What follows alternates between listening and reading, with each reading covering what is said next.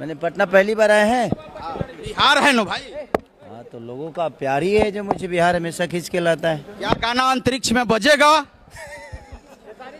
चलिए, नीट मामले में छात्रा को अभी तक न्याय नहीं मिला है, क्या कहेंगे? देखिए तो सरकार का विषय है, अब मुझे ये सब पता नहीं है, बट मुझे लगता है कि सरकार अपना काम कर रही होगी। इस पे टिप्पणी टिप्पणी करना मुझे नहीं लगता कि करना चाहिए। यूजीसी नीट मामले में पवन सिंह ने समर्थन किया है कोर्ट के फैसले का, लेकिन वही अति पिछड़ा और SC/ST समुदाय जो सड़कों पर उतर गई है कि हम लोग का हक मारा जा रहा है। देखिए, सबसे बड़ी चीज़ कि ये सारी जो विषय आप मुझसे पूछ रहे हैं, ये मेरे संगीत से परे है।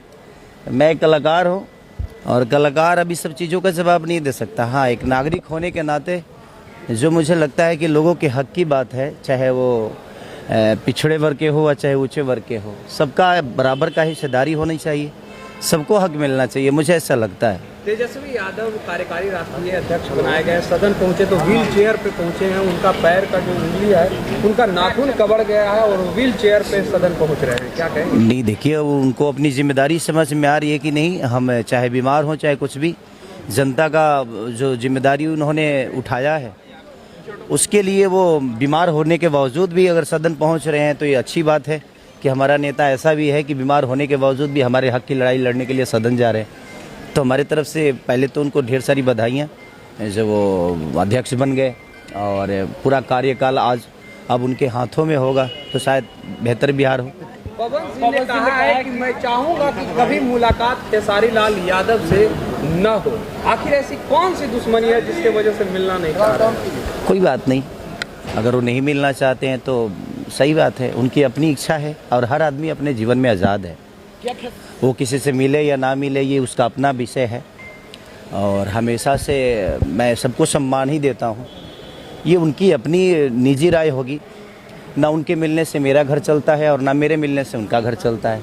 हम दोनों मेहनत करते हैं तो ही बड़े होते हैं, या लोगों के दिल में हमारी जो छवि बनी है, बेहतर काम करने की वजह से, बेहतर कलाकारी करने की वजह से, बेहतर गाना गाने की वजह से, या सिनेमा या मूवी जो भी हो, हम एक कलाकार के तौर पे मुझे लगता है कि ये चीज़ें होती रहती है, इस पे ज़्यादा बहस करने की ज़रूरत नहीं है।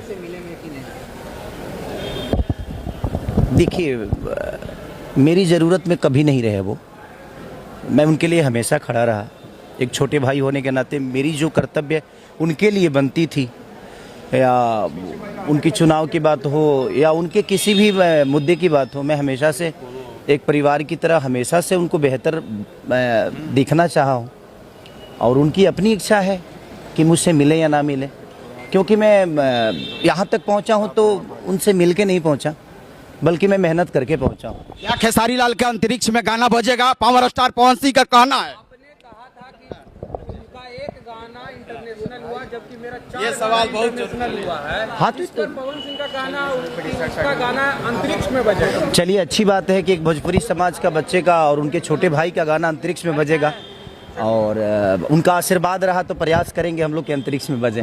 बिल्कुल। अंकुश राजा के कल जा रहे हैं घर, उनका तिलक है, क्या बधाई देंगे पहले?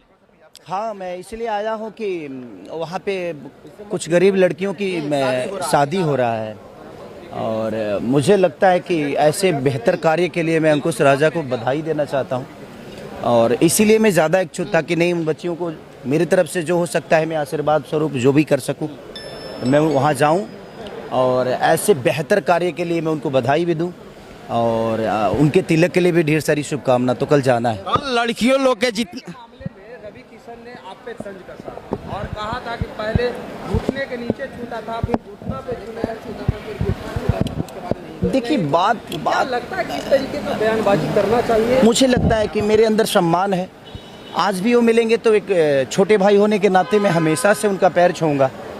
अब ऐसा तो नहीं कि मैं अब दंडवत, अब साष्टांग तो नहीं हो सकता ना। आज भी मैं अपने पापा का भी पैर छूता हूँ तो ऐसे ही झुक के छूता हूँ। अब उनके विषय में क्या है, बट मेरे विषय में आज भी है कि मैं एक ऐसे पिता का बेटा हूँ कि उन्होंने मुझे संस्कार सिखाया है, और एक छोटा होने के नाते आजीवन उनका पैर मुझे छूना है और मैं छूँगा।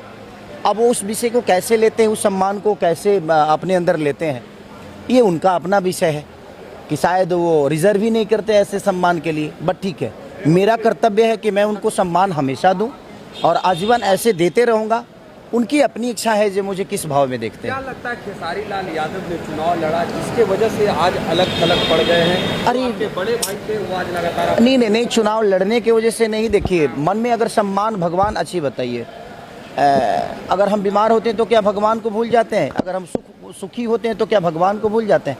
ऐसा नहीं है। हमारा उन लोगों से रिश्ता हमेशा से छोटा बड़े का रहा है। और चुनाव लड़ने में ठीक है, वो पार्टी किसी दूसरे विचारधारा का है, मैं दूसरे विचारधारा का हूँ, लेकिन कलाकार होने के नाते हमारे लिए कोई पार्टी मायने नहीं रखती है और मैं आजीवन ऐसे ही रहूँगा। मेरे लिए कोई पार्टी मायने नहीं रखती है।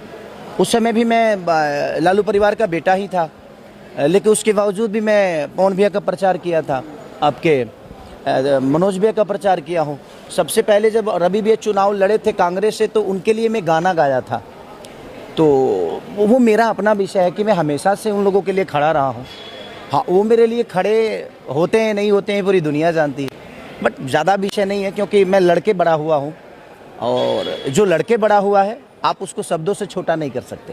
खेसारी भैया, जो शादी में तिलक में मोटरसाइकिल भी दिया जा रहा है आपके थ्रू, वो ये सब बोलने की चीज़ नहीं है, वो मेरा श्रद्धा है। तो श्रद्धा के हिसाब से काम करते हैं। अरे नहीं यार, ऐसा नहीं है। उन बच्चियों के लिए मैं क्या दूंगा? मुझे लगता है कि भगवान ने इतना कुछ दिया और जनता ने इतना कुछ दिया है, अगर हम कुछ भी देना तो मुझे लगता है बहुत छोटा है वो उन बच्चियों के लिए।